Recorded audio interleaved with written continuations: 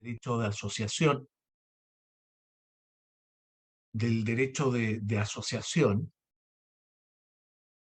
y que al mismo tiempo eh, favorece la formación y la gestación de gremios en todo orden y en los distintos sectores de la sociedad.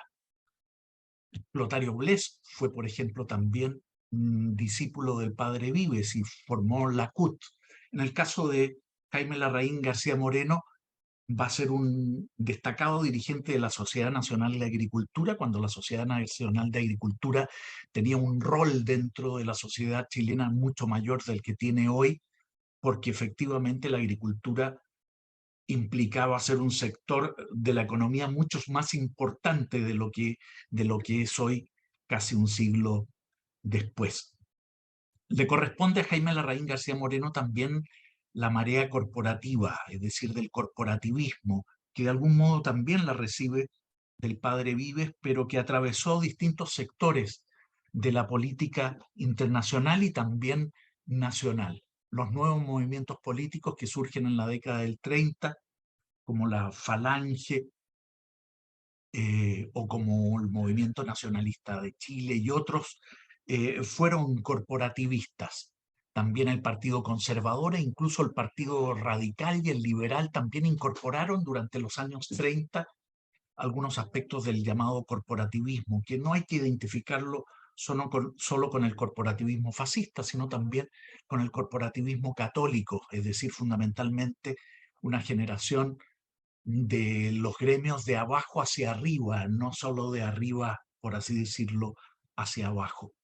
En Jaime Larraín García Moreno está su crítica a la politiquería, sobre todo de las décadas del radicalismo, a partir de fines de la década de los 30 y durante los años 40 y comienzos de los 50. Favorece un modelo portaliano y nacionalista y una renovación de la política chilena. Es de los primeros que también habla de reforma agraria, una reforma agraria que él decía debía efectivamente no favorecer la lucha de clases, sino crear nuevos propietarios y al mismo tiempo aumentar la producción de la agricultura. Al mismo tiempo va a ser también promotor del Consejo de Economía Nacional, vincular también a los gremios en la participación y en las decisiones, sobre todo de carácter económico-político, en sus respectivos sectores, por así decirlo. Jaime Larraín García Moreno va a recopilar sus discursos en un libro que se denomina Chile avanzada de Occidente en el Pacífico Sur. El título del libro ya es muy sugerente y precisamente Sergio Nofre Jarpa fue uno de los que recopiló, por así decirlo, sus escritos para la edición de ese libro. Él habla precisamente de estrechar los lazos comerciales y económicos con Argentina, mantener una independencia política y económica de los Estados Unidos, y criticaba sobre todo también la ideología indigenista, señalando precisamente las raíces mestizas de los pueblos hispanoamericanos, y que por lo tanto había que favorecer, por así decirlo, las culturas de los pueblos originarios, pero no favorecer un indigenismo que generara conflictos. Este Jaime Larraín García Moreno va a ser uno de los fundadores también de la Confederación de la Producción y el Comercio y fue en 3 ocasiones precandidato presidencial. Hablaba de que las fuerzas del trabajo tenían que dirigirse al poder y generó hacia los años 40 una plataforma política que se se vio representada a través del llamado Partido Agrario Laborista. Ese agrario laborismo que busca organizar sobre todo a las fuerzas del mundo campesino y agrario del centro sur de Chile, e involucrarlos precisamente en la vida social y política del país. Ese agrario laborismo que significó, por así decirlo, me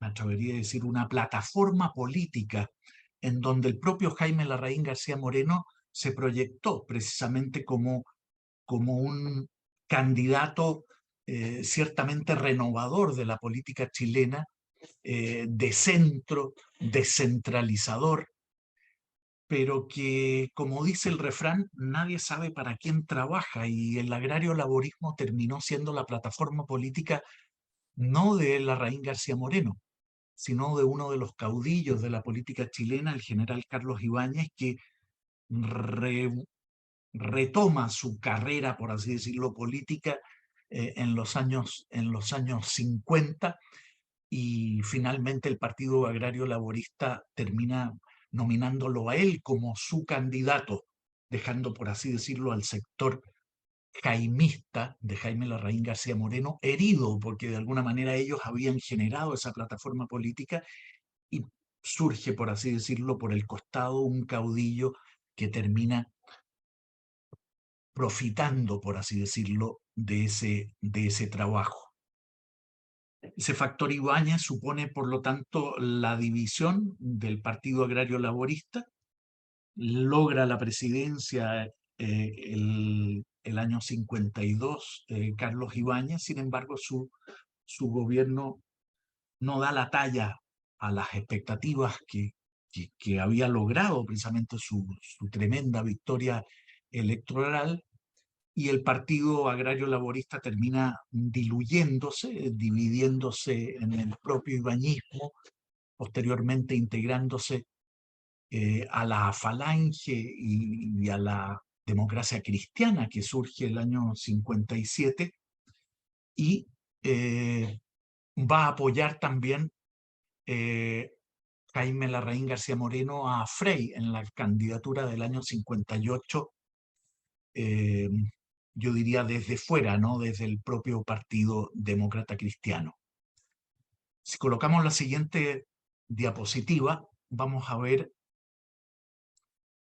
a la otra figura que se conecta precisamente con el pensamiento y con la trayectoria política de Sergio Onofre Harp.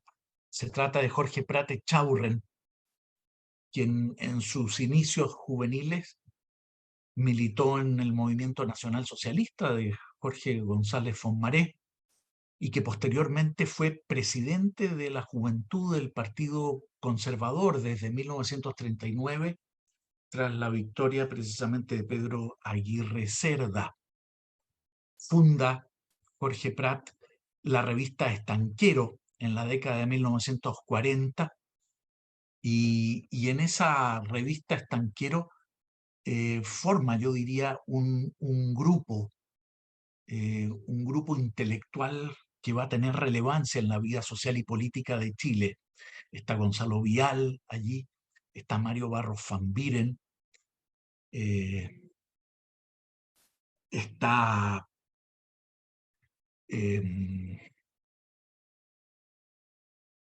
Fernando Silva Vargas, y otras figuras, yo diría, del ámbito cultural muy relevantes, que posteriormente van a dar origen también a otro grupo intelectual como es el grupo Portada. Jorge Prat Echaurren favorece un gobierno, yo diría, más bien portaliano, va a ser muy crítico de los vicios de los partidos políticos. Es un hombre de extraordinaria capacidad, que el propio Ibáñez lo va a nombrar su ministro de Hacienda en 1954. Posteriormente pasa a ser uno de los promotores del Banco Interamericano de Desarrollo. Luego, durante la presidencia de Jorge Alessandri le pide que forme una comisión para estudiar el tema previsional en Chile, y realiza uno de los informes fundamentales para entender el problema previsional y una posible reforma del mismo. En 1963 va a fundar Jorge Prat el Partido de Acción Nacional, el PAN, que participa en las elecciones parlamentarias del año 65, después de la victoria de 1964 de Eduardo Frei. Y yo diría que Jorge Prat es el candidato de derecha que más votos obtiene. Sin embargo, el verdadero tsunami que supuso la victoria electoral, primero el año 64 de la democracia cristiana y posteriormente en las parlamentarias del año 65, impiden que Jorge Prat finalmente llegue también al Congreso. En ese momento el Partido Demócrata Cristiano prácticamente crece a costa de la debacle de los partidos conservador y liberal. El mismo Jorge Prat va a fundar en 1900, o va a participar de la fundación del Partido Nacional en 1966. La derecha que parecía, por así decirlo, en el suelo, golpeada, destruida, producto de la debacle del Partido Liberal y del Partido Conservador en las elecciones del 65, se rehace el año 66 formando el Partido Nacional, en donde los restos de los liberales y conservadores, más yo diría la dinámica fuerza del Partido de Acción Nacional, dan vida al Partido Nacional, que a partir de 1966, podríamos decir, eh, enmarca o representa a, a la derecha, a distintos sectores de la derecha.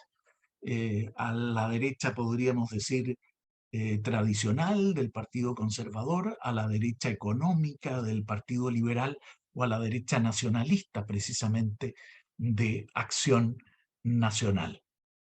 Sin embargo, Jorge Prat, cuyas críticas al régimen de partido y su carácter, yo diría, nacionalista, era muy marcado, termina precisamente no participando más allá de la comisión política del Tribunal Supremo del Partido Nacional y posteriormente dando un paso al costado.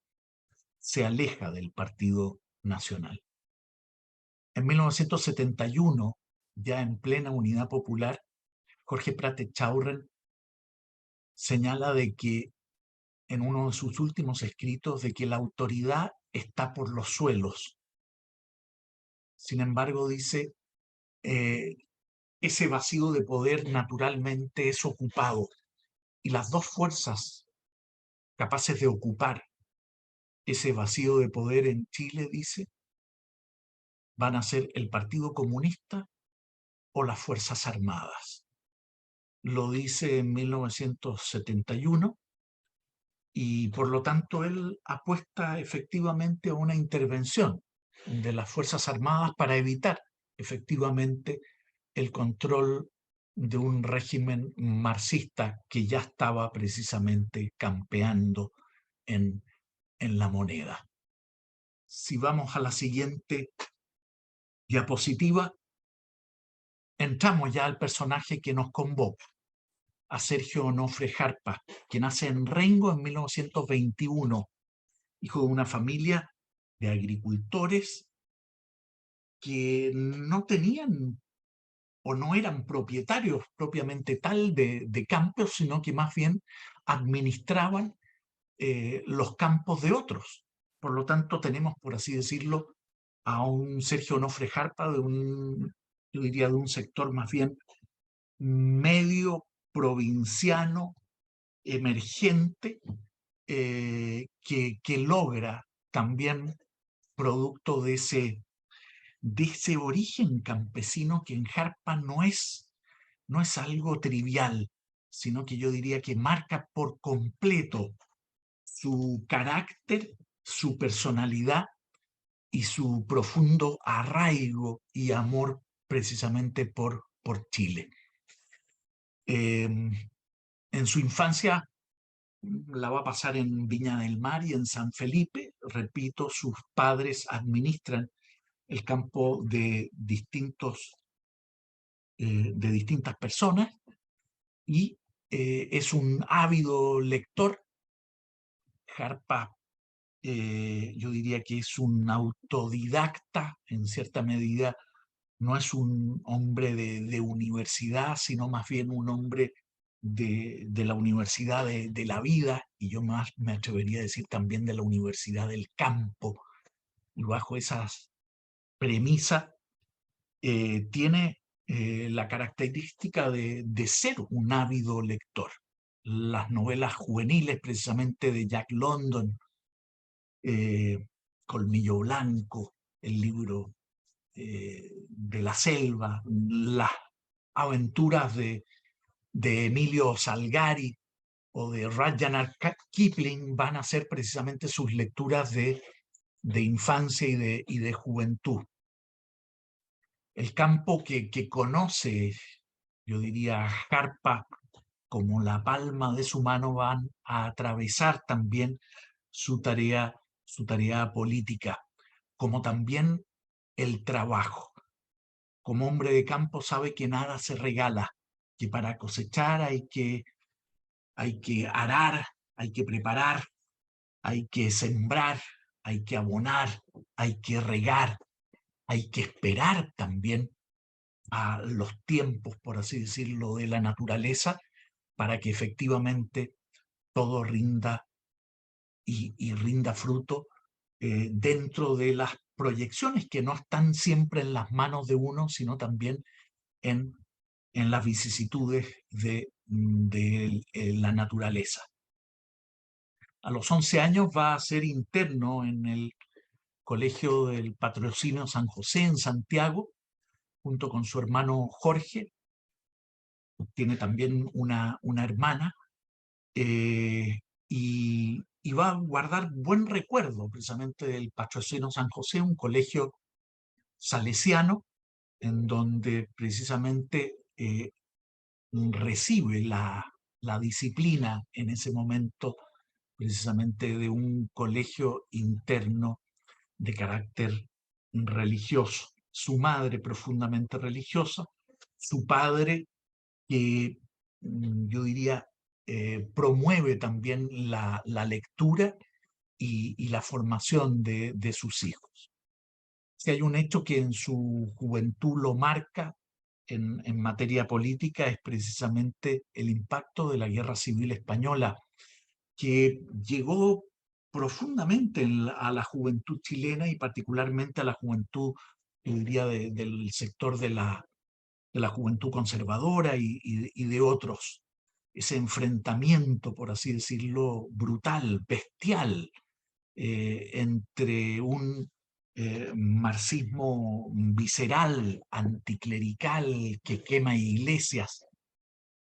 Recuerdan que en la Guerra Civil Española mueren 8.000 religiosos, entre monjas, sacerdotes, seminaristas, 13 obispos asesinados. Bueno, esa confrontación, yo diría una de las últimas confrontaciones de carácter religioso en Occidente, marca e impacta también la juventud de Sergio Onofre Jarpa. Las ideas de José Antonio Primo de Rivera, fundador de la Falange Española hacia 1933 y posteriormente tomado preso poco antes de iniciar la guerra civil y fusilado, pasa a ser también, y sus discursos con toda la vehemencia y el romanticismo también de un nacionalismo hispano que tiene raíces sin duda también comunes con Chile, teniendo en cuenta sus raíces católicas y al mismo tiempo culturales e idiomáticas.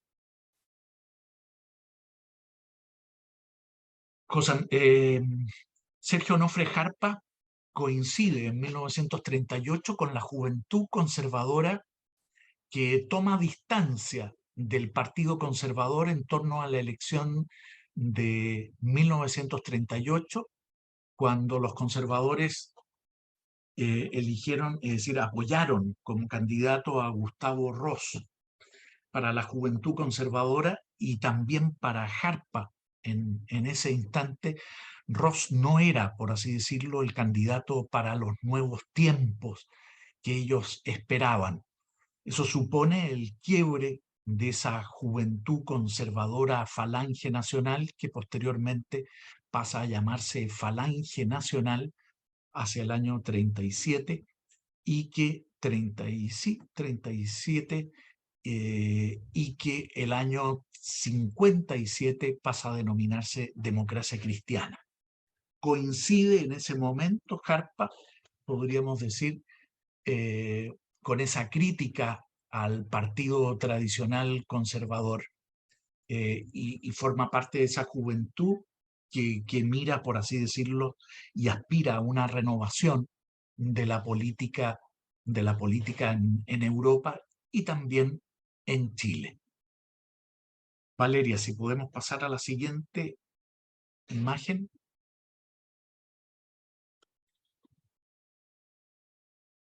Sergio Onofre Jarpa eh, va a estudiar economía agraria en cursos vespertinos de la Universidad de Chile. Es un joven al cual no se le regala nada, colabora también en el campo con su padre, es funcionario del Banco de Londres, un trabajo, por así decirlo, podríamos decir burocrático y administrativo, algo ajeno a su propia personalidad, pero que requiere evidentemente para salir, adelante.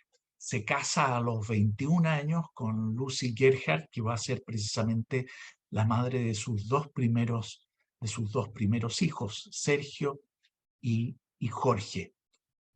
Posteriormente colabora con su padre y también en una importadora de la familia de su madre, de los Reyes, que efectivamente tienen una importadora de marcas de automóviles de la General Motors norteamericana.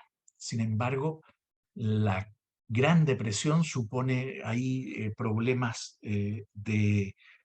podríamos decir, de importación, y por otro lado también el conflicto de la Segunda Guerra Mundial, lo que le hace volver al campo, una situación que es recurrente en la vida de Jarpa. En determinados momentos da un paso al costado y regresa, por así decirlo, al terruño en busca probablemente de la savia que lo nutra y que al mismo tiempo lo alimente frente a los problemas de la ciudad o del mismo entorno. Posteriormente va a irse 2 años a Cherquenco, cerca de Temuco, en donde prácticamente se construye una casa en medio del campo, bastante alejado. Le permite eso continuar, hay que decirlo, en las noches con sus lecturas, ávido lector del Conde de Keyserling, de Hermann Hesse, de Aldous Huxley. Sin embargo, hay un hecho que marca su vida política. En 1950, a través de su padre, conoce a Jaime Larraín García Moreno, quien le abre, yo diría, nuevos caminos, y le señala fundamentalmente que la nación no se improvisa, que la nación es fruto precisamente de muchas generaciones previas, del trabajo de esas generaciones, del esfuerzo, de los sacrificios, que están grabados precisamente en la historia de una nación. Jaime Larraín, por ese entonces, formaba el Partido Agrario Laborista, propiciaba la idea de que los hombres del trabajo se incorporaran al poder, algo parecido en ese sentido con un cierto rasgo también al peronismo, ¿ah? Quizá sin el populismo de Domingo Perón, y quizá también con algo de los movimientos nacionalistas del periodo de entreguerras en Europa, que también favorecían esa crítica dura hacia el partidismo de la democracia liberal y buscaban la participación de las fuerzas vivas, por así decirlo, en la política.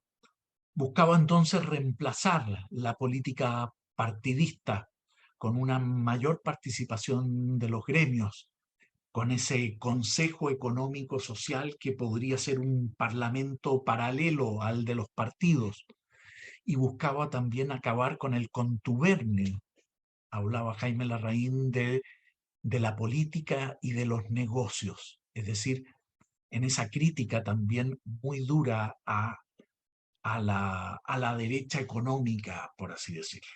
En 1951, el PAL proclama a Carlos Ibáñez, sin embargo, como dije hace unos minutos, finalmente el sector jaimista da un paso al costado, se siente traicionado precisamente por parte del partido y Jarpa es parte de ese sector jaimista. En 1954 va a crear o crean con Jaime Larraín el Partido Nacional Agrario, en el cual milita activamente y yo diría se inicia en política Sergio Onofre Jarpa.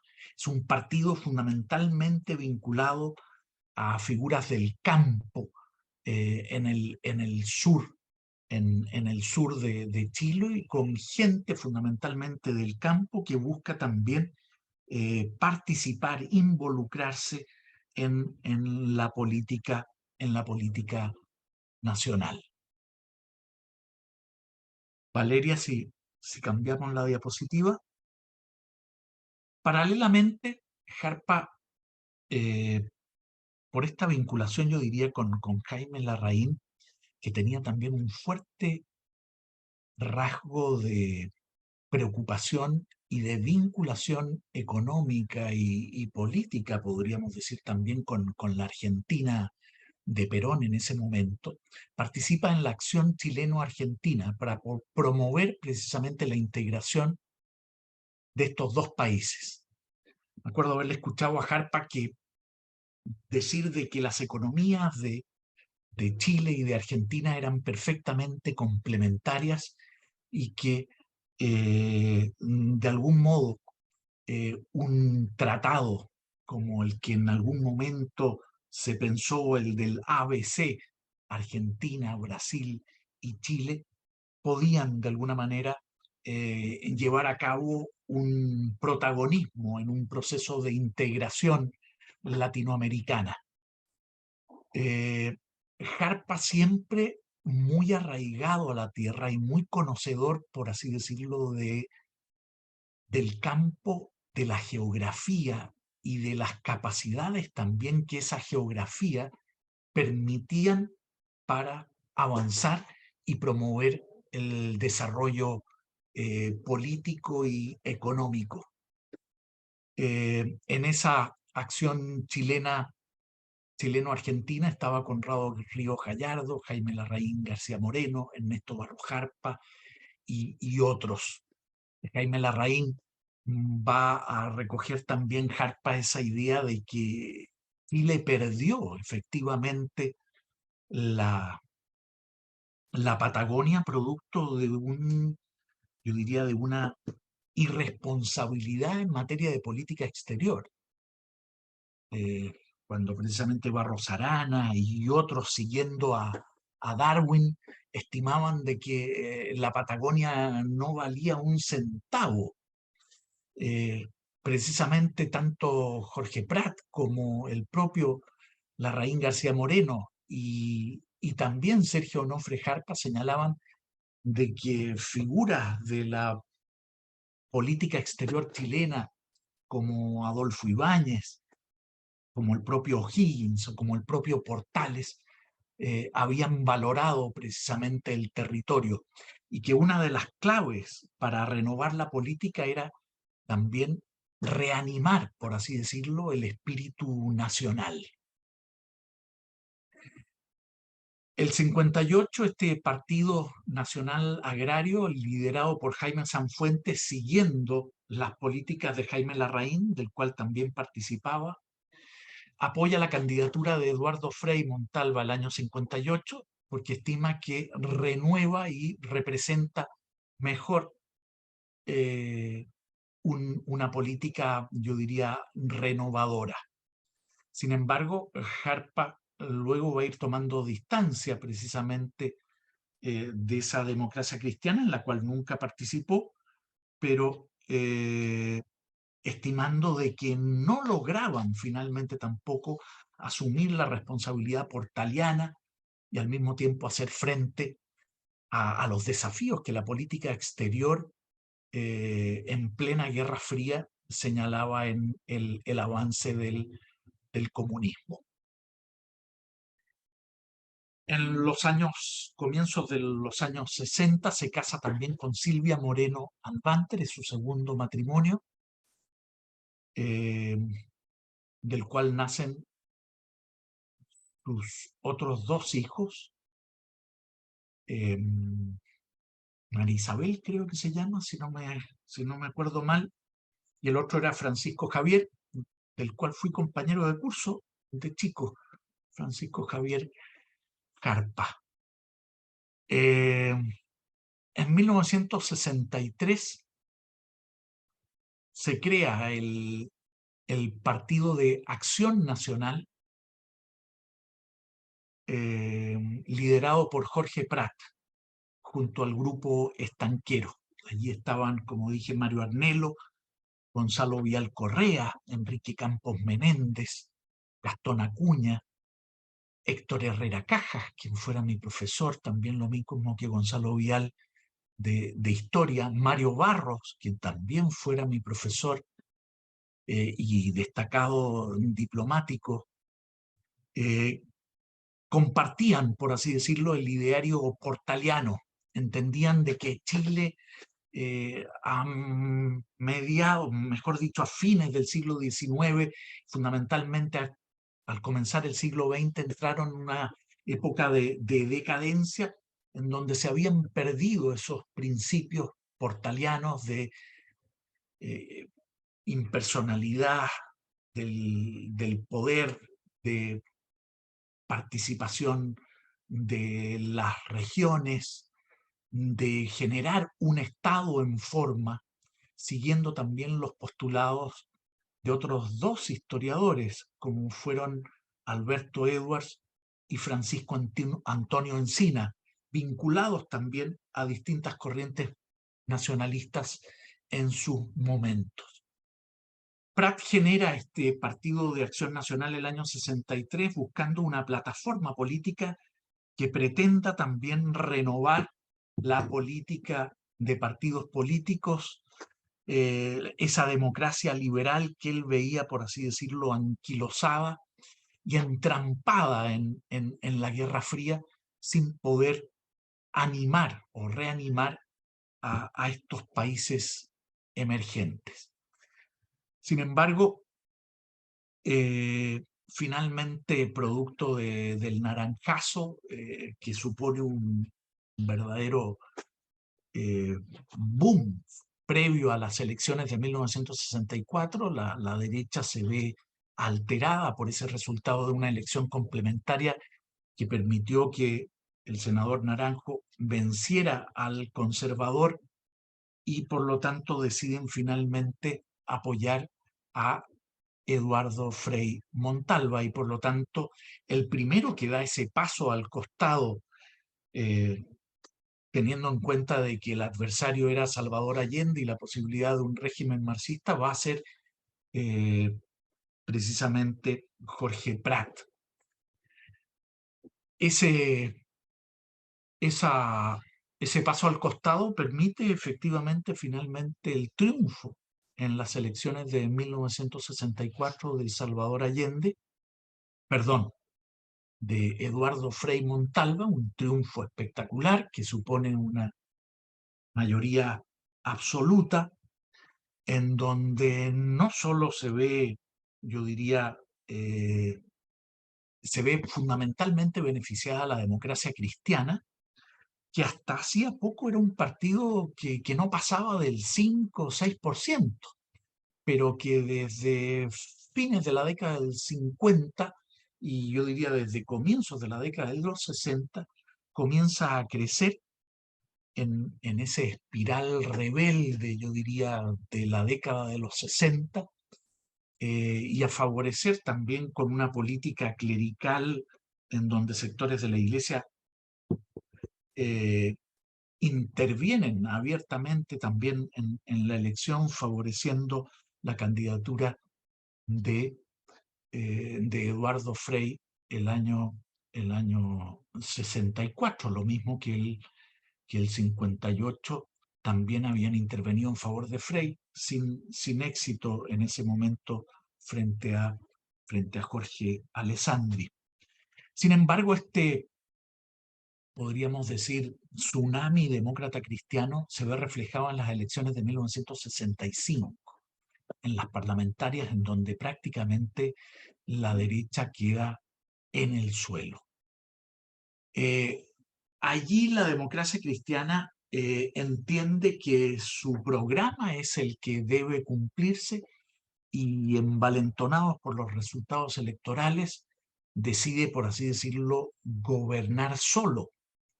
Y en ese momento quizá el Parlamento se lo permitía, producto de esos resultados. Sin embargo, el devenir y las tremendas expectativas que había generado la victoria de Eduardo Frei comienzan rápidamente a verse desmoronadas y producto de las dificultades de la década de los 60. Por un lado, la izquierda habla de que ellos son la verdadera revolución y que la democracia cristiana no es más que una revolución burguesa. Y por otro lado, a partir del año 64, la derecha se rearma, por así decirlo, se rehace, fundando en 1966 el Partido Nacional. Valeria, si colocamos la próxima. Las victorias del 64 y del 65 permiten, por así decirlo, una tremenda victoria de la democracia cristiana, pero al mismo tiempo suponen también un rearme de la oposición a la democracia cristiana. Por un lado, la izquierda, repito, con un sesgo abiertamente revolucionario y marxista, teniendo en cuenta también la influencia que desde el año 60 Fidel Castro llevaba a cabo en Cuba, y en 1966 se crea el Partido Nacional, con los restos del Partido Liberal, con los restos del Partido Conservador, y yo diría con el dinamismo de las fuerzas nuevas que suponía Acción Nacional. Y yo diría que rápidamente va a ser ese sector, fundamentalmente a través de Jarpa, el que va a tomar las riendas precisamente de ese Partido Nacional. Pedro Ibáñez, que venía del sector, por así decirlo, liberal, Mario Arnelo, que venía de Acción Nacional, y Jarpa van a redactar los principios doctrinales del Partido Nacional, restableciendo la importancia de ese espíritu de nacionalidad que estiman como necesario para hacer frente, yo diría, al vértigo ideológico de un marxismo de carácter internacional.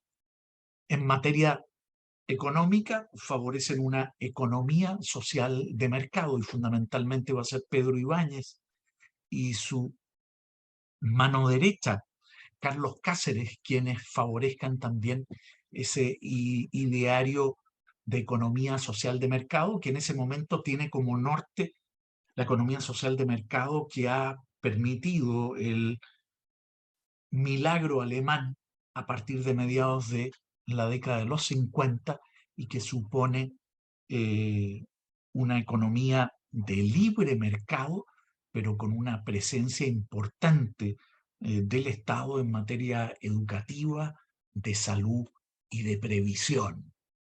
Algo de ello también recoge la economía de Franco en los años 60. Aquí, sin embargo, posteriormente, ya en el gobierno militar, va a ser el esquema más bien de Chicago el que prime por sobre esta economía social de mercado, si bien tienen algunas coincidencias. El primer presidente del Partido Nacional es Víctor García Garcena, que venía del Partido Liberal, que cuando le van a ofrecer esta alternativa dice: feliz, cuenten conmigo, yo firmo inmediatamente, y le dice: no, don Víctor, si no solo queremos que colabore con nosotros, sino que sea su primer presidente. Y a partir del año 68 asume la presidencia Sergio Onofre Jarpa y le va a tener que hacer frente, yo diría, al lustro más revolucionario probablemente de la historia de Chile, aquel lustro que va desde 1968 a 1973 y que, por así decirlo, catapulta la carrera política, en donde las cualidades personales, doctrinales y políticas de Sergio Onofre Jarpa se ponen a prueba. Vamos con la otra.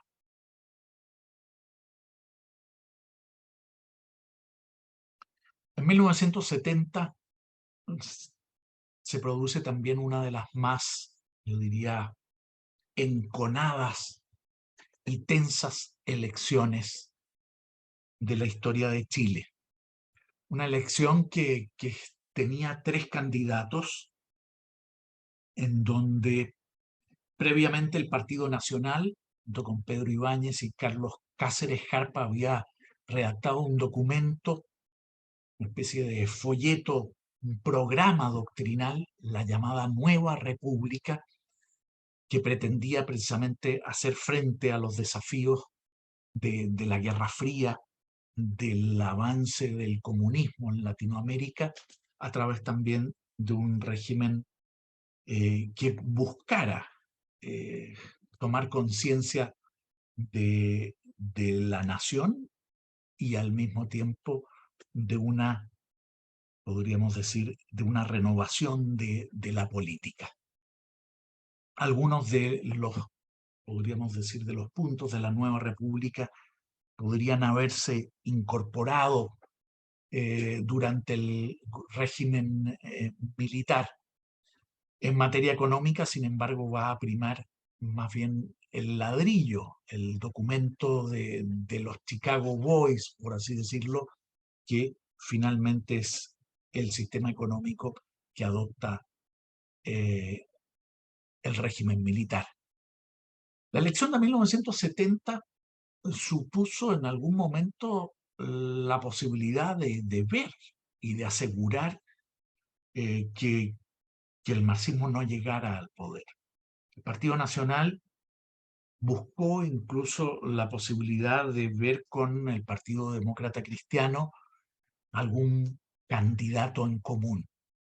Sin embargo, el Partido Demócrata Cristiano estaba, por así decirlo, ya inflado por los resultados electorales anteriores y la candidatura de Tomic estaba ya prácticamente levantada desde los Estados Unidos, donde había sido también funcionario internacional. Tomic, sin embargo, buscó inicialmente también un acuerdo no con la derecha, sino más bien con la izquierda y formar parte de la Unidad Popular. Sin embargo, sectores de la Unidad Popular deciden dejar a un costado la posibilidad de que Tomic, con un programa que hay que decirlo, era casi más de izquierda que el propio de Allende, aquel programa que hablaba de un socialismo comunitario, el programa de Tomic de 1970. La elección del 70, finalmente el Partido Nacional iba a estar solo de acuerdo en que Edmundo Pérez Ujovich hubiese sido el candidato, pero como digo, la candidatura de Tomic estaba ya eh, en pleno funcionamiento. Por otro lado, también la juventud de la democracia cristiana había vivido un proceso de izquierdización durante la década del 60 muy fuerte, radicalizada precisamente a partir de 1965, que da origen en 1969 al MAPU, una plataforma, yo diría, de de una plataforma católica o cristiana para la candidatura de Salvador Allende en 1970. El propio Jack Chol, líder del MAPU, va a ser el candidato del MAPU a la presidencia del año 70, pero cuando finalmente la Unidad Popular elige a, a Salvador Allende, se ponen al servicio de Salvador Allende, y el propio Chol posteriormente va a ser su ministro de Agricultura. Valeria, si pasamos al siguiente, entramos ya a la Unidad Popular. La situación con Allende en la moneda era particularmente compleja para la derecha.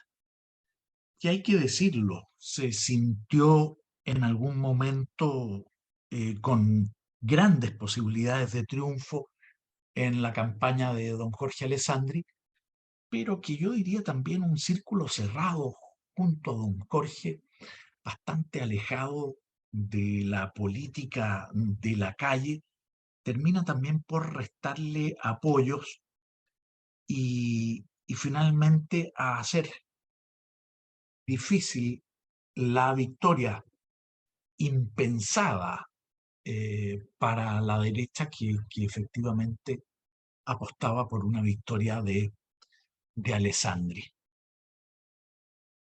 Las elecciones municipales en abril de 1971, siguiendo la tendencia electoral tradicional de las elecciones chilenas, en donde luego del triunfo de un presidente, al año siguiente el pueblo, por así decirlo, lo ratifica electoralmente. Había sucedido así también el año 65. La UP obtiene una sonada victoria con casi el 50% de los votos.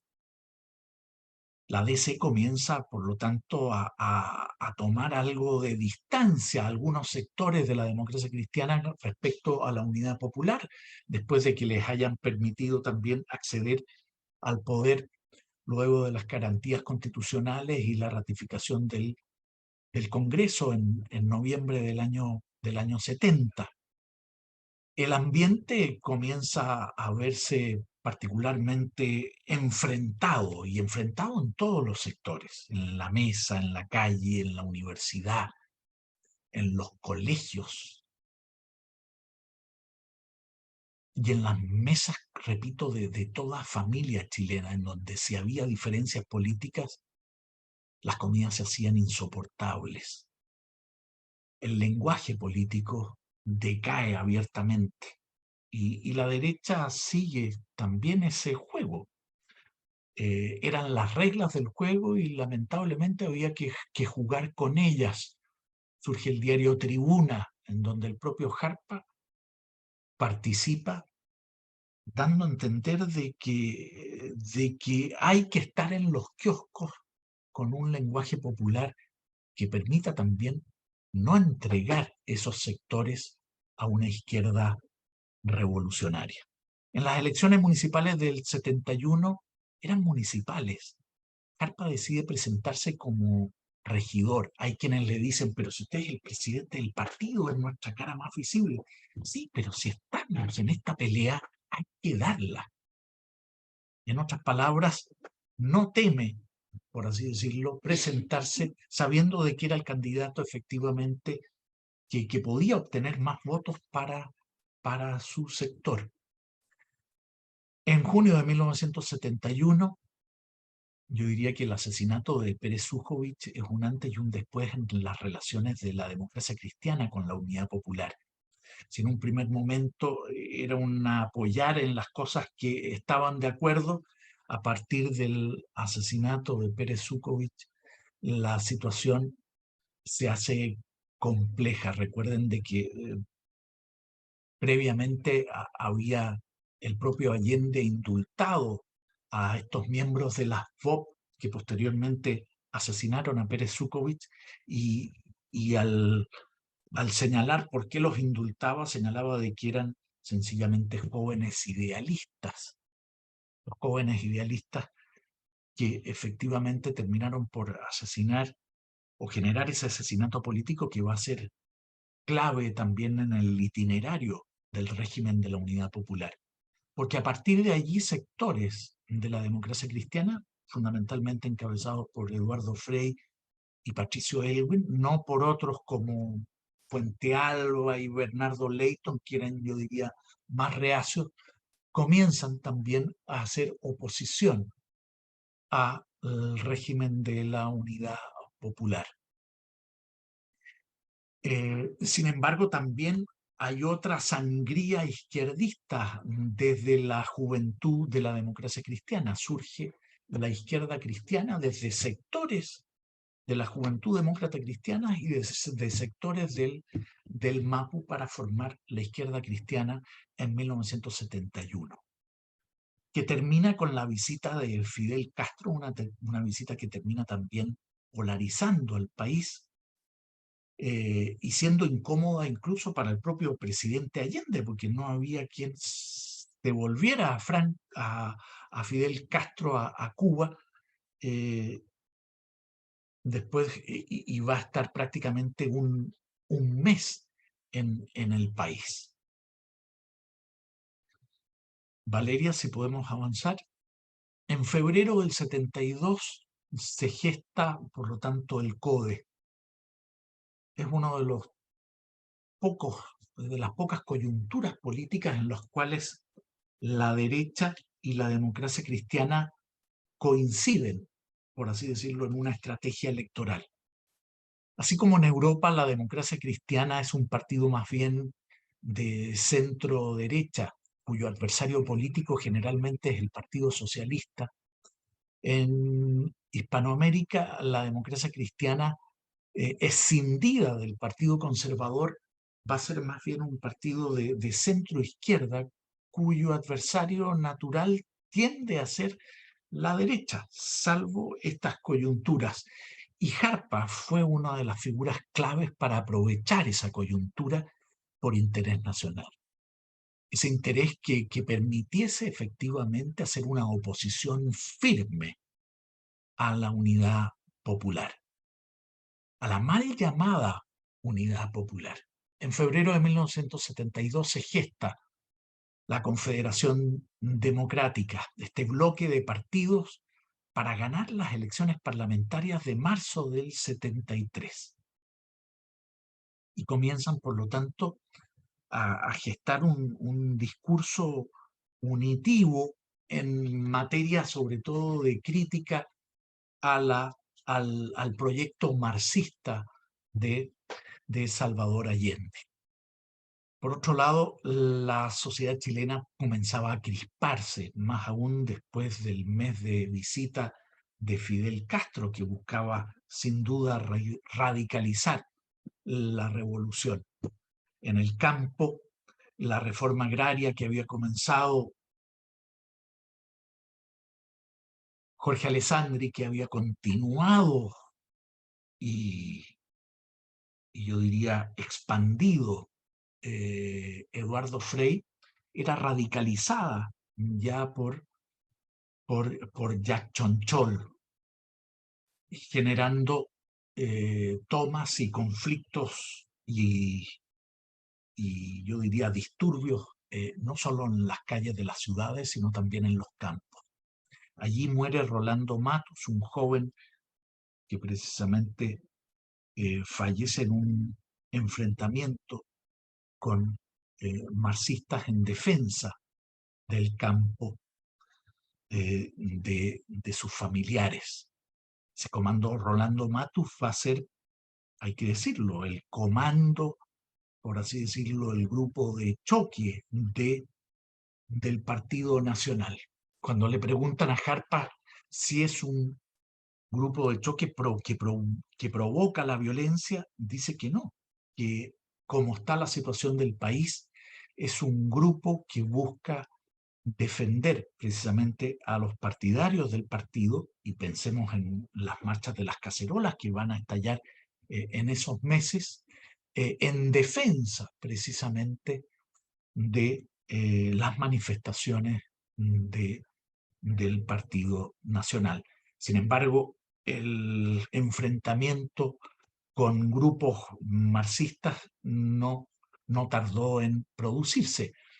No era lo que correspondía, y Jarpa mismo lo dice, el mantenimiento del orden no le corresponde a estos grupos, por así decirlo, de jóvenes y de choque, sino le corresponde a las fuerzas de carabineros, y son ellos los que tienen que poner el orden. Si hubo un conflicto que genera un antes y un después, en mi opinión, en la Unidad Popular, es el de la ENU. No hay duda que también el paro de los camioneros y el de los mineros va a ser evidentemente decisivo, pero la ENU por primera vez pone, por así decirlo, yo diría, a sectores de la Iglesia y a los sectores de oposición en la misma trinchera. Lo que no quería ni Salvador Allende ni en algún momento Raúl Silva Enríquez, en el sentido de que no quería ver a la Iglesia en oposición a, al régimen político. Va a ser Emilio Tagle quien insista precisamente frente al cardenal Silva, diciéndole la necesidad de tomar postura frente a este programa de ideologización de la enseñanza. Y a partir de allí, evidentemente, la situación se hace compleja para Allende, que apostó en algún momento también a unir a un sector de la democracia cristiana con la unidad popular, como pretendió también incorporar a sectores militares también en el gobierno para ganar tiempo. La declaración de la Cámara de Diputados en agosto de 1973 va a tener impulso, sin duda, de Frey y de Elwin, como de los diputados del Partido Nacional, que eran los primeros en promoverlo. Lo difícil era conseguir los de la democracia cristiana. Insisto, en este caso, tanto Frey como Elwin jugaron un rol decisivo para que se lograra ese apoyo de los parlamentarios demócratas cristianos. Y se produce finalmente la intervención militar. Algunos lo llaman el golpe militar, otros el pronunciamiento militar. Quedémonos con intervención militar eh, propiciada sin duda por la oposición. El mismo Jarpa señala de que él siempre entendió que tanto Elwin como Frey llegó un momento en que no vieron otra salida que no fuera una intervención militar. Y si el cardenal Silva Enríquez en algún momento propició un entendimiento de un sector de la democracia cristiana con la unidad popular para que de alguna manera se evitara la guerra civil, según las declaraciones del propio Jarpa, Elwin llegó a estar convencido de que el proyecto marxista de Allende no tenía vuelta atrás, y Frey se había convencido de lo mismo bastante antes. Ante la intervención militar y, y lo que supone es para el Partido Nacional el cierre de tribuna, el entrar en un receso político, no en una disolución del partido, sino un receso político para permitir también que algunos militantes del Partido Nacional pudiesen efectivamente colaborar en las tareas de reconstrucción nacional del régimen militar.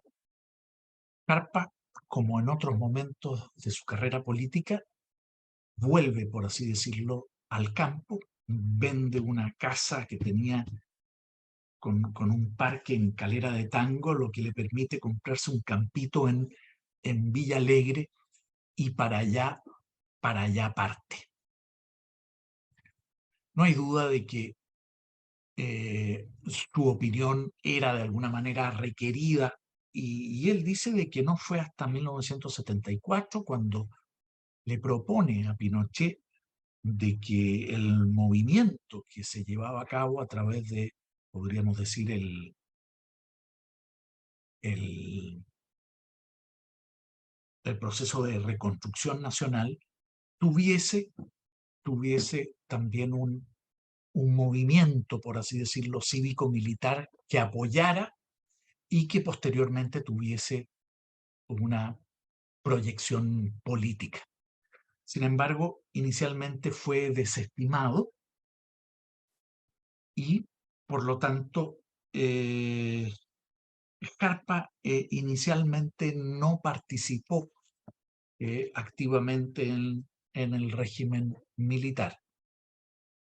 Valeria, si avanzamos, en agosto del 74, el canciller, almirante Patricio Carvajal, le solicita a Sergio Onofre Jarpa formar parte de una comisión como delegado de Chile en la ONU frente a los ataques que el Estado de Chile estaba recibiendo en las Naciones Unidas, producto de la campaña internacional y producto de la situación de derechos humanos. Va a estar varios meses colaborando en los Estados Unidos, junto con Sergio Díez, con el almirante Ismael Huerta y otros más. Sin embargo, regresa a Chile en diciembre de ese año. Vuelve nuevamente al campo y en 1976 se lo llama para asumir en la embajada de Colombia. Uno dice, bueno, una embajada secundaria. Lo era, pero en ese momento no lo era porque Chile, producto del programa económico y de la política económica que estaba llevando a cabo, no le era compatible su permanencia en el Pacto Andino porque efectivamente su apertura hacia el exterior y su política arancelaria no se condecía con aquel pacto. Y por lo tanto la tarea de Jarpa era efectivamente retirarse del Pacto Andino y mantener buenas relaciones con Colombia y hacer, por así decirlo, comprensible ese retiro. Tan comprensible que posteriormente otros gobiernos también dieron el mismo paso.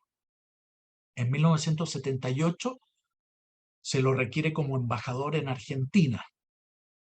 La embajada de Argentina sí es una de las embajadas más importantes en el servicio exterior chileno, pero aún más en ese momento cuando el conflicto del Beagle estaba precisamente en una situación verdaderamente delicada y en donde las Fuerzas Armadas argentinas realizaban movimientos de tropas y en donde parecía inminente un conflicto bélico tras declarar insalablemente nulo el fallo de la Corte Británica por parte de la Argentina. Jarpa va a demostrar, yo diría, todo su talante diplomático, su capacidad de encuentro, de conversación, y junto a otras figuras, yo diría, importantes como, y voy a mencionar algunas a lo mejor poco conocidas, Fray Francisco Valdés, hermano de Gabriel Valdés, obispo de Puerto Montt, fue el primero que se le ocurre precisamente la opción de una mediación papal. Inmediatamente la recoge el gobierno de Pinochet. O el canciller Cubillos, o Ernesto Videla, jefe de la delegación chilena, van a desempeñar un rol verdaderamente notable que permite finalmente a Chile evitar el conflicto con aquel país hermano, país que estimaba profundamente Sergio Onofre Jarpa, pero que también no solo tenía grandes contactos en distintos sectores, yo diría sociales, agrarios, y militares de la sociedad argentina que le permiten llevar a cabo tan delicada misión. Frente a la Constitución del 80, Carpa le hizo ver su mirada también a Pinochet, insiste en la participación mayor de gremios, en una mayor regionalización y participación de las regiones, insiste en la idea de Jaime Larraín de un Consejo Económico Social. Recuerden de que algo de esto está en un voto que propusieron también Pedro Ibáñez y Carlos Cáceres, paralelo al proyecto de constitución del año 80. Para ir terminando, Valeria,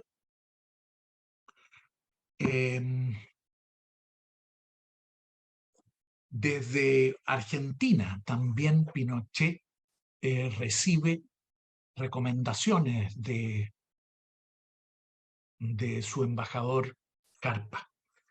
La crisis económica del 83 hace ver, y Carpa le hace ver a Pinochet de que las crisis económicas no son cortas, que terminan siempre por afectar al gobierno de turno y que hay que generar acuerdos con distintos sectores sociales, fundamentalmente con los gremios, para evitar manifestaciones sociales como fueron efectivamente las protestas. También le hace llegar lo que se conoció como el Plan Carpa. Era una serie de opciones políticas que él estimaba conveniente ir implementando. Avanzar sobre todo en la institucionalidad democrática conforme a la Constitución del 80, pero favorecer una apertura política, poner fechas a los futuros procesos electorales, poner fin al exilio, sobre todo a los que no tuvieran problemas de terrorismo ni de acciones concretas en contra del Estado de Chile. Y por otro lado le recomienda también a Pinochet que frente a una crisis económica el presidente tiene que dar un poquito el paso al costado y dejar que aparezcan más los ministros. Carpa todavía no es ministro. Y le da un consejo y dice en sus conversaciones con Patricia Arancibia de que le recomienda haga un poco lo que hacía Franco, que sus ministros aparezcan, por así decirlo, en el día a día y que la figura de él quedara, por así decirlo, al margen de la coyuntura. Entonces creo que Pinochet le dice, pero usted quiere sacarme de la pelea. Entonces, al parecer, Harpa le habría dicho, no, no, si lo que quiero es que usted no le siga poniendo banderillas a los políticos, a los señores políticos todos los días, y que ese trabajo, por así decirlo, lo hagan los ministros. Harpa dice de que no pudo convencer a Pinochet de aquello, pero que probablemente la idea le quedó dando vuelta y finalmente al año siguiente, pasamos a la siguiente diapositiva, al año siguiente va a ser llamado al Ministerio del Interior en agosto de 1983, cuando ya estaba programada la tercera jornada de protesta nacional, jornadas que iban increciendo y todas aquellas habían tenido como resultado también algunas víctimas, jornadas que eran violentas y que fueron eh, controladas producto también de una represión, fuerza que, repito, no es, y eso hay que entenderlo siempre en este tipo de cosas, no es lo que de alguna manera genera la fuerza, sino que es la que responde a la fuerza.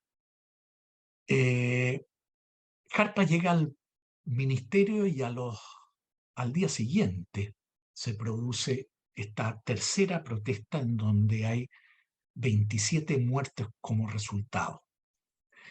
El 30 de agosto va a ser asesinado el intendente de Santiago, Carol Ursúa. La situación era compleja.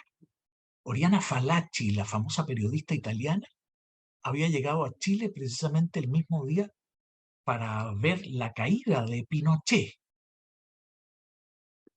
Jarpa inicia un programa de apertura política que va a tener resistencia también en sectores del gobierno y apoyos también en otros sectores del gobierno.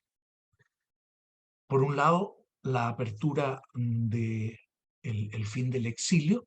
Regresan alrededor de 4.500 exiliados y sus familias, entre ellos Saldívar, Toá, Viragallo, los más conocidos.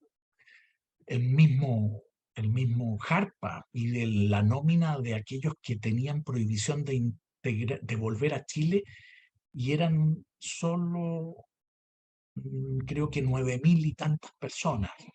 Muchas no quisieron regresar y muchos habían salido exiliados en busca de mejores condiciones, digamos, y aprovechar el rótulo de exiliado en busca de mejores condiciones económicas ante la caída también de la Unidad Popular. En 1983 la apertura política supone que se crea también la UDI en noviembre de Jaime Guzmán, del gremialismo de Jaime Guzmán. En noviembre la Unión Nacional de Andrés Alamán. En febrero de 1985 abandona el ministerio y lo sustituye Ricardo García Rodríguez, una figura poco conocida.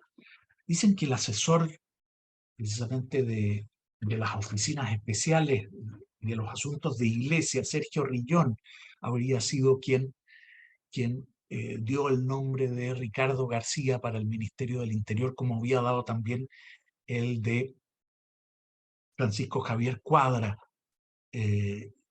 algunos meses antes.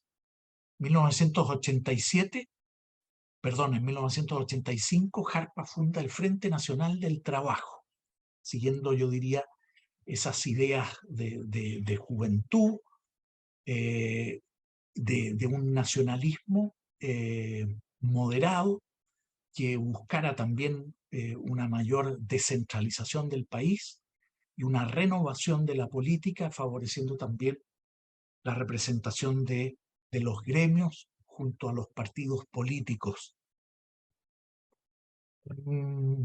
Va a presidir Renovación Nacional, que en 1987 se genera reuniendo a estas tres alas, por así decirlo, de la derecha nuevamente, una unión nacional, más representante, podríamos decir, de la derecha tradicional y económica, una UDI también vinculada, en este caso, a una generación más joven del gremialismo, pero también vinculada al programa económico de los Chicago, y un Frente Nacional del Trabajo que representaba más bien a corrientes de derecha nacional o nacionalista.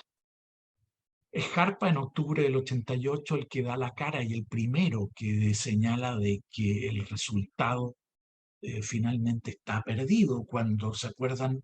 Se retrasaban los resultados desde el edificio Diego Portales. Surge ahí la disyuntiva frente a un panorama complejo y de nuevo, muchos pensaban que la concertación se iba a romper en la medida en que pudieran optar al poder. Elwin va a lograr precisamente que no se rompiera esa concertación.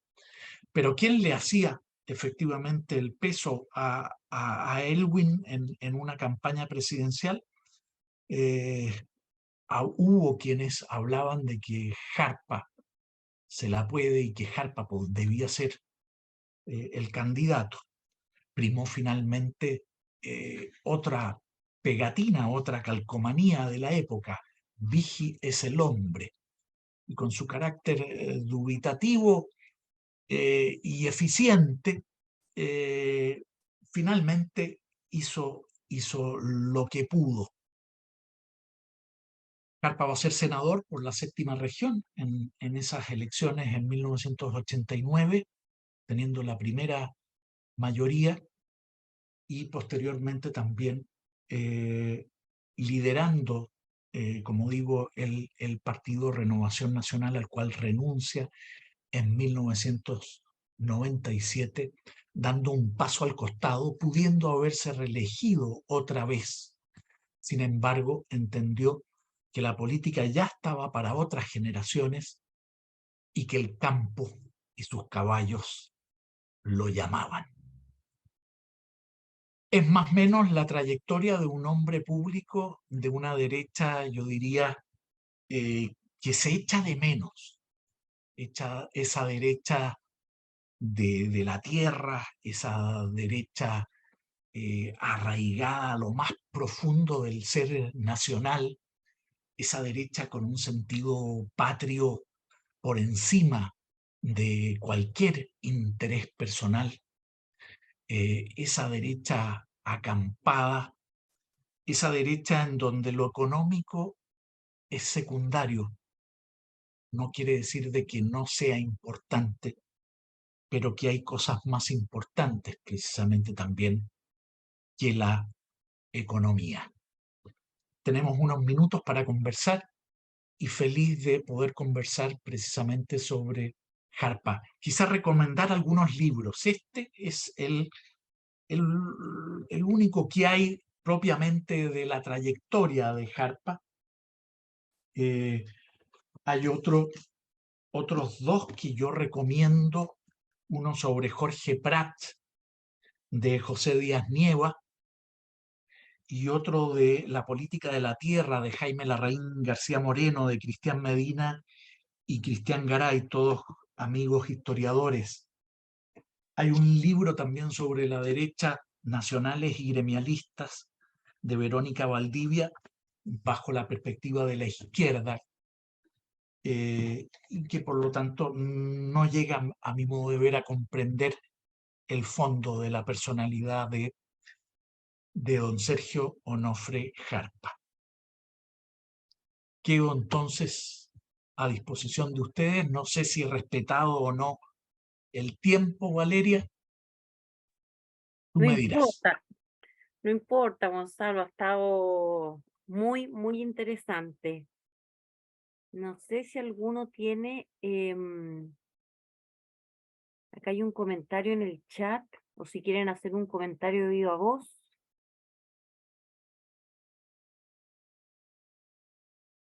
Agradecer a la profesora la exposición que hizo. Estuvo excelente, me encantó. Gracias, Francisca. Muchas Sí, gracias. ¿Ves? Ahí en el chat están todos poniendo Bueno, agradecimiento.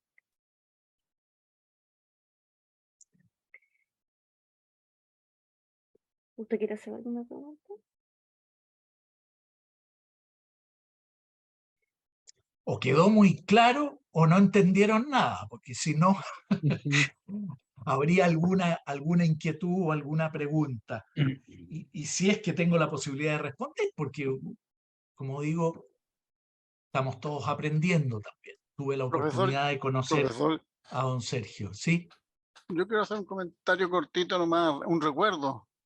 Don Adelante. Onofre Jarpa se hizo muy conocido, sobre todo en el año 73, en ese periodo, los 3 años, los 1000 días negros, Así en su es. participación a 3 bandas, y hasta ahora se improvisa. Así. En más de alguna vez casi se fueron a los puños con un parlamentario del Partido Comunista en el mismo escenario. Eso, entre otros recuerdos que hay Está de él. la anécdota de que estaba discutiendo, no sé si era con Altamirano o con cuál estaba discutiendo, que finalmente se mete un diputado, creo que socialista, y Jarpa lo detiene con ese puño y esa mano ancha que tenía de hombre de campo. Le dice, momentito, momentito, esta es pelea de perros grandes y no de quiltros. Y no de quiltros. y ahí quedó el pobre diputado con el apodo de Quilcho cuando volvió a su circunscripción, digamos, no se la pudo sacar de encima.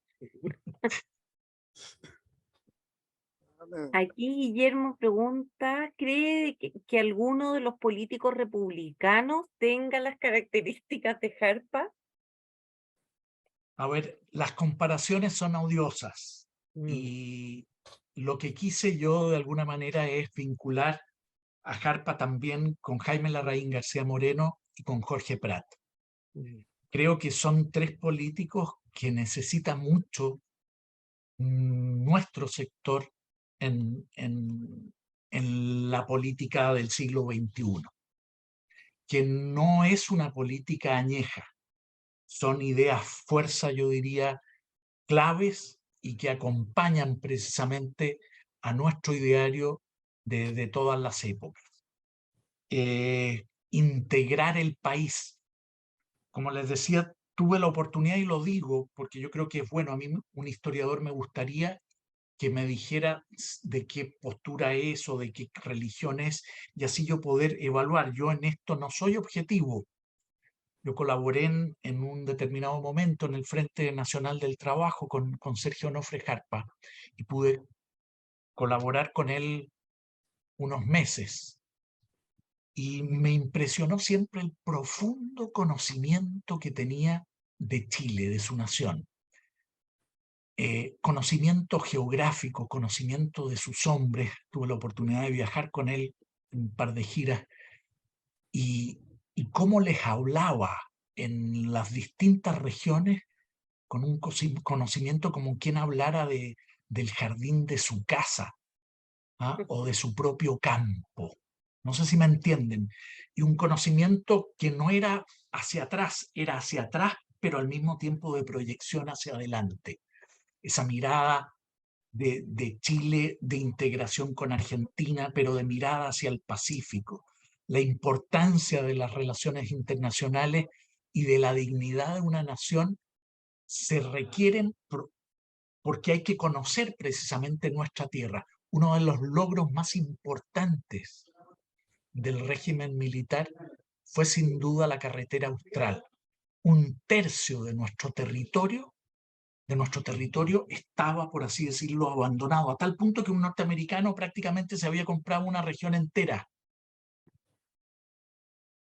por nuestra desidia.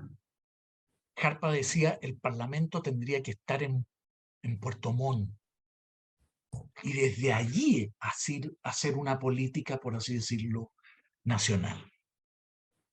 Me llamó siempre la atención que ese amor por Chile no era cáscara. Lo había bebido desde su infancia arriba del caballo. Gonzalo, ¿cómo crees tú que se podría o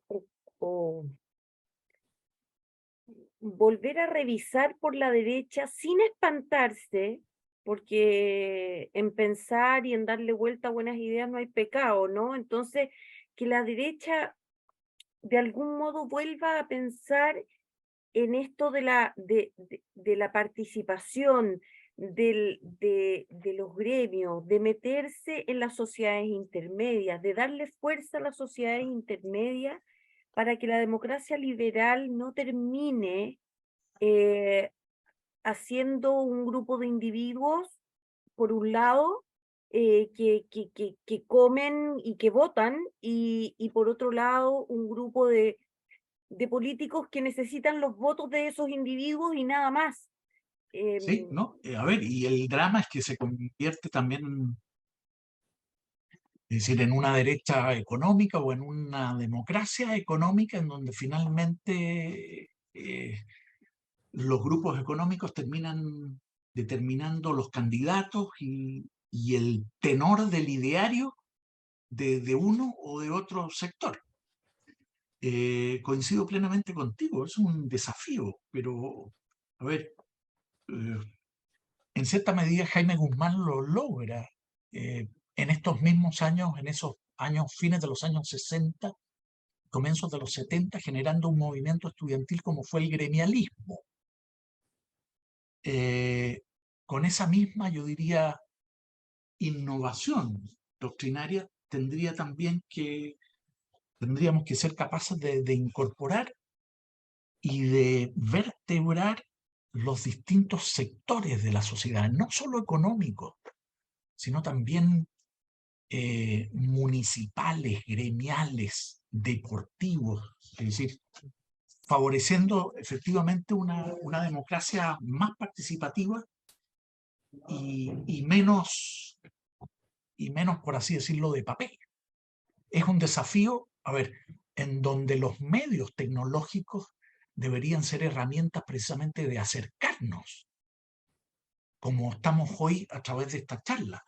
Pero muchas veces estos mismos medios terminan siendo también instrumentos de encerrarnos en nosotros mismos, en vez de en compartir con los demás. No tengo yo la llave del éxito, ¿ah? Pero para eso están los políticos. Pero para eso hay que ver, a ver, un consejo económico social. No estoy diciendo igual que el que planteaba Jaime Larraín y que el que planteaba, pero renovado, que buscara efectivamente que la voz del el sector pesquero esté en la legislación pesquera, que el sector de la salud esté en las leyes de la salud. Es decir, que efectivamente eso se vertebre de algún modo. Ah. Y no se trata de politizar los gremios. Se trata de que los gremios adquieran precisamente también un sentido nacional y no un sentido exclusivamente corporativo. Bueno, aquí Sergio Silva pone dos comentarios, una pregunta y después va otra que dice: ¿cree que le faltó a don Sergio Onofre Jarpa influir en formar jóvenes de su línea política? Y después dice: tal vez fue Andrés Alamán el joven llamado a continuar su legado, pero que finalmente terminó desviándose de esa línea por intereses personales. ¿Será eso lo que pasó? En términos generales coincido con los dos análisis de él. Pienso que don Sergio no tenía esa vocación, yo diría, formativa, que por ejemplo tuvo Jaime Guzmán, por colocar un ejemplo, o que tuvo la democracia cristiana en la década de los 30, 40 o 60. Y por otro lado, claro, se hablaba de Alamán como el potrillo de Jarpa, pero posteriormente Jarpa da un paso al costado de Renovación Nacional y me consta que la mirada política del último Jarpa no coincidía legítimamente, tanto para Andrés Alamán como para él, con la de Andrés Alamán. Sin duda. ¿Cuál sería, porque aquí Gonzalo también pregunta, cuál sería la diferencia entre esa Renovación Nacional que fundó él y la la derivación que tuvo hasta llegar a la actual? Ya no existe.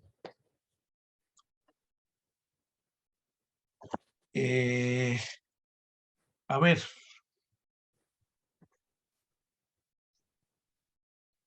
si vemos hoy lo que es Renovación Nacional, uno podría decir, ¿qué es lo que es Renovación Nacional? ¿Es Desbordes? ¿Es Chaguán? ¿Es Carlos Larraín? Me atrevería a decir que las tres cosas. Y están los tres ahí. Y es Andrés Alamán también. Yo creo que don Sergio buscaba un movimiento y un partido, yo diría, más amplio, más vinculado, alejado un poco de la tecnocracia y del economicismo de las últimas décadas, sin menospreciar lo económico, repito, porque la economía termina influyendo a todos, pero colocando otros valores por sobre lo económico. Y eso yo creo que termina distinguiéndolo de algunos partidos de derecha clásica.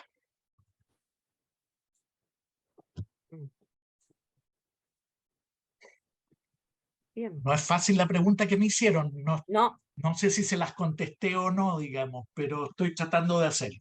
está muy bien.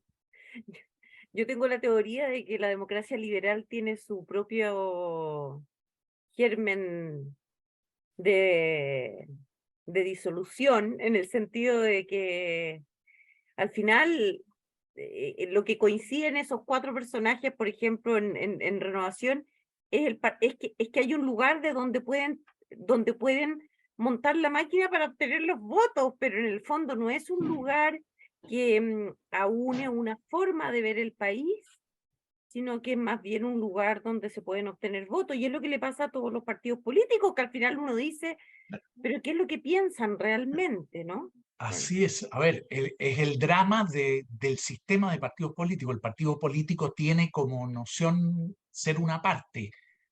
Los tres políticos de los que les hablé hoy son críticos de esa visión de los partidos políticos. Tanto Jaime Larraín como Jorge Prat, como Sergio Nofre Jarpa, claro. promovían un movimiento y ojalá acuerdos con otros sectores que permitiesen efectivamente lo más amplio, regional, participativo posible. Más real. ¿Mm? Y creo que Republicanos en ese sentido puede efectivamente tomar ese rumbo si los intereses nacionales finalmente y no partidistas son reconocidos por el electorado.